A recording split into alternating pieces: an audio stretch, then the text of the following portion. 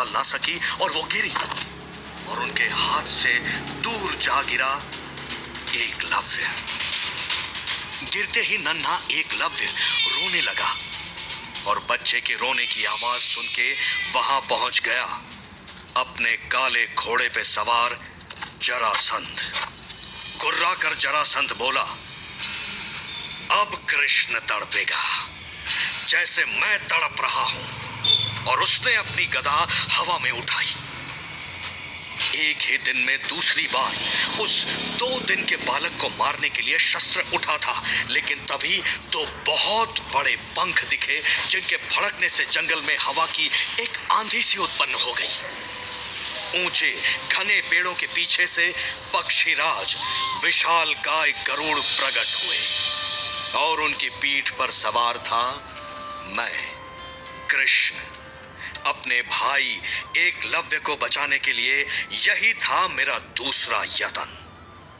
काकी उसी पल बेहोश हो गई और गरुड़ राज के पंख के वार से जरासंध और उसके सैनिक बहुत दूर जा गिरे। मेरे मित्र गरुड़ नन्हे एकलव्य के ऊपर से होते हुए उड़ चले और मैं कूदा उसके पास। मैंने मेरे भाई को अपने हाथों में लिया। उसकी आंखों ने मुझे देखा और मैंने उसे। मुझे उसके चेहरे में यदुवंश दिखा। मन प्रसन्न हुआ और दुखी भी, क्योंकि अब कई वर्षों तक मैं इस चेहरे को देख नहीं पाऊंगा। एकलव्य की नियति इसे कहीं और बुला रही थी।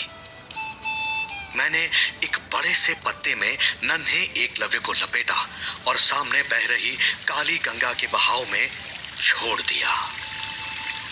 अब ये नदी ही उसके आगे के जीवन का मार्ग सुनिश्चित करेगी। समय का यही अद्भुत खेल है। ये समय की मांग ही होती है कि किसी को सुरक्षित रखा जाए और किसी को नष्ट किया जाए। एकलव्य को इस समय बचाना महाकाल के लिए उतना ही आवश्यक था जितना कि समय आने पर उसका निधन।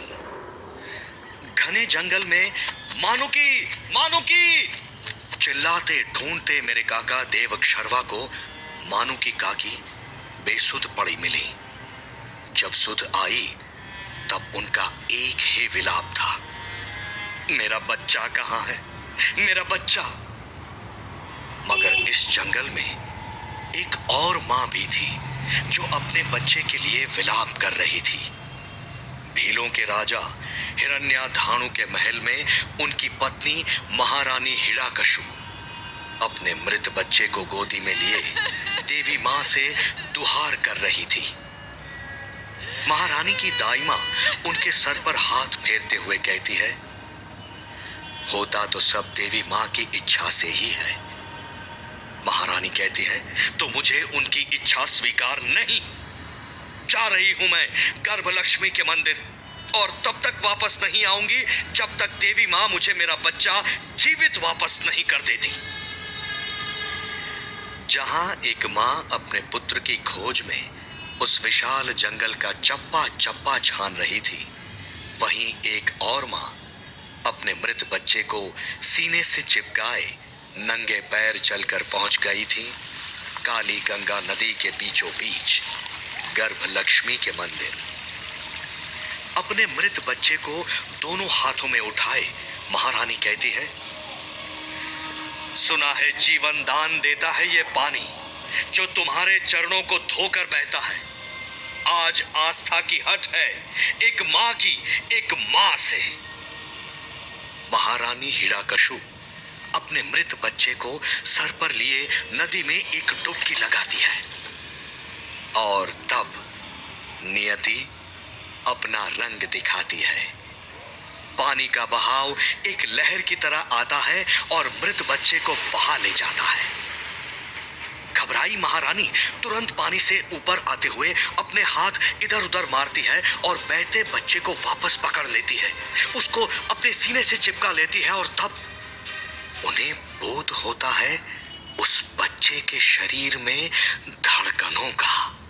वो जीवित था। बच्चे को सीने से अलग करते ही बच्चा रोने लगता है। खुशी के आंसू महारानी की आंखों से भी बहने लगते हैं और वो अपने पुत्र को चूमते हुए मां लक्ष्मी की जय जयकार करते हुए अपने कबीले की ओर भाग पड़ती हैं। यही तो है महामाया। महारानी हिरण्यकशिपु चाहती तो जीवित बच्चे के चौड़े माथे से, उसकी काया से समझ सकती थी कि वो जो अब उनकी गोदी में था वो उनका मृत बच्चा नहीं था, वो मेरा भाई एकलव्य था। पर महारानी ने मातृत्व की आंखों से देखा तो सिर्फ इस बच्चे के गले में पड़े वनवासियों की निशानी वाला शेर का नाखून। आखिर मनुष्य वही देखता है जो वो देखना चाहता है। जैसे कोई मेरे बाल रूप में रमता है तो कोई मेरे कान्हा स्वरूप में प्रेम पाता है। कोई पाकर खुश था तो कोई प्रतिशोध का अवसर खो जाने से क्रोधित। जंगल में एक घायल शेर की तरह दहाड़ रहा था जरासंध। हुआ क्या था? वो था क्या?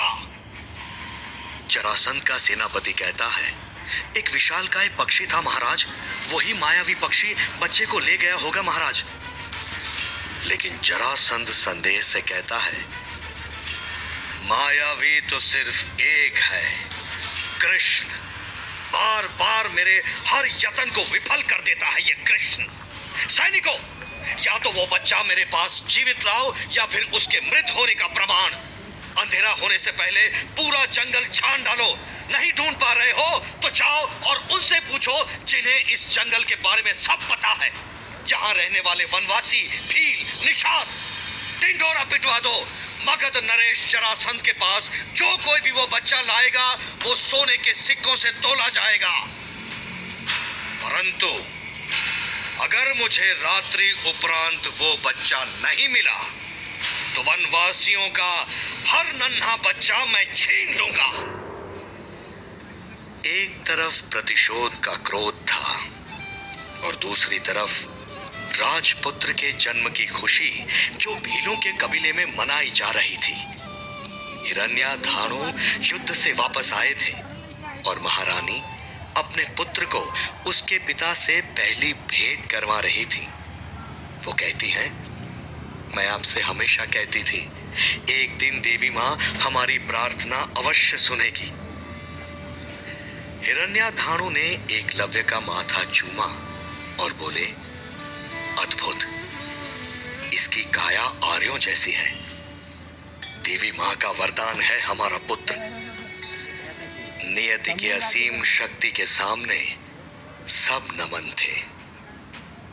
पर हिरण्याधानु ये नहीं जानते थे कि एक ओर असीम शक्ति उनके पास आ रही थी।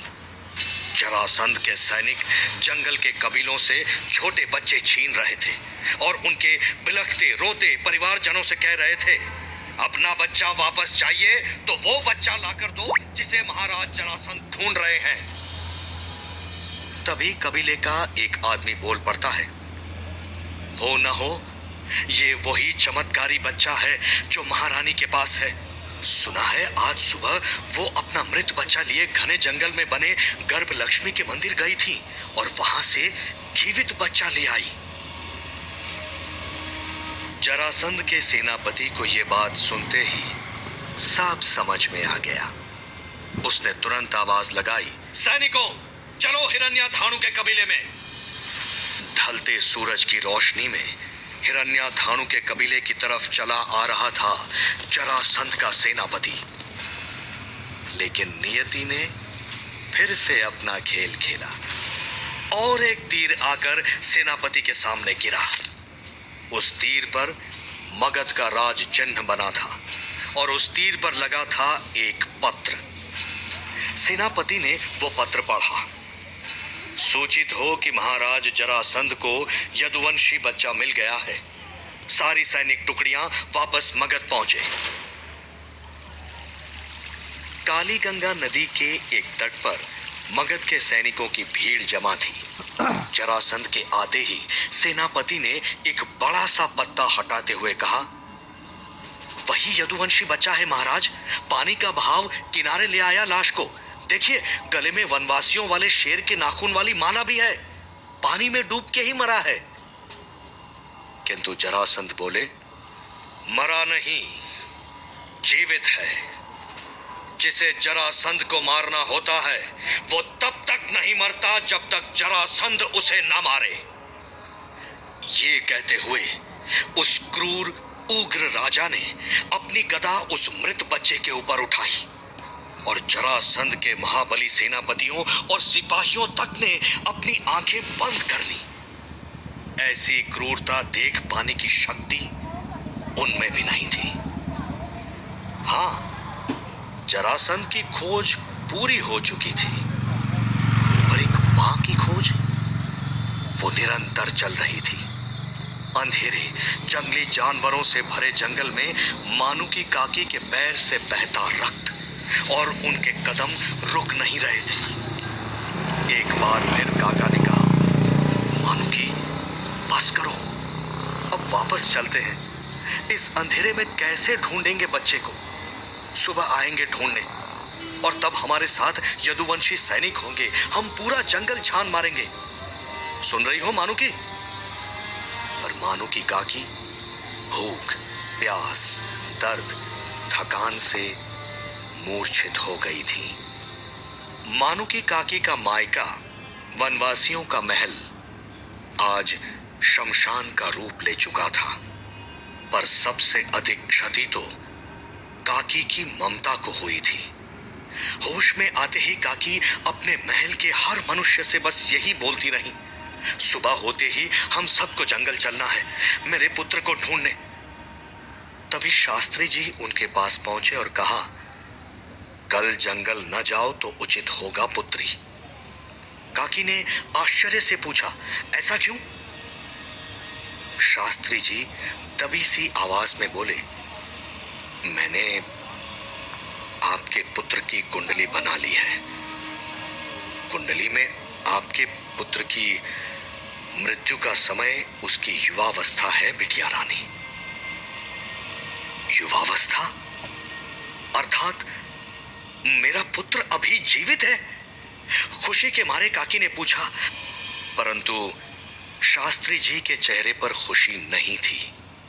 वो कहते हैं, हाँ, परंतु कुंडली ये कह रही है कि उसकी मृत्यु किसी कुलवंशी के हाथों ही होगी, एक यदुवंशी के हाथों। ये सुनते ही मानू की काकी स्तब्ध हो गई। वो बस शास्त्री जी को देखती रह गई और तब शास्त्री जी फिर से बोले, ग्रहों की गति, उनका स्थान सब अच्छी तरह से देखकर ही कह रहा हूं। आपके पुत्र के भाग्य ने उसकी मृत्यु उसके घर वालों द्वारा ही निश्चित की है। तभी काका आकर कहते हैं, यदुवंशी सेना पहुंच गई, अब सुबह से खोज शुरू हो जाएगी। लेकिन मानू की काकी बोलती है, नहीं, मेरे पुत्र की खोज ना करे अब कोई। मैंने उसे ईश्वर के सहारे छोड़ दिया है। पर क्या मेरा भाई एकलव्य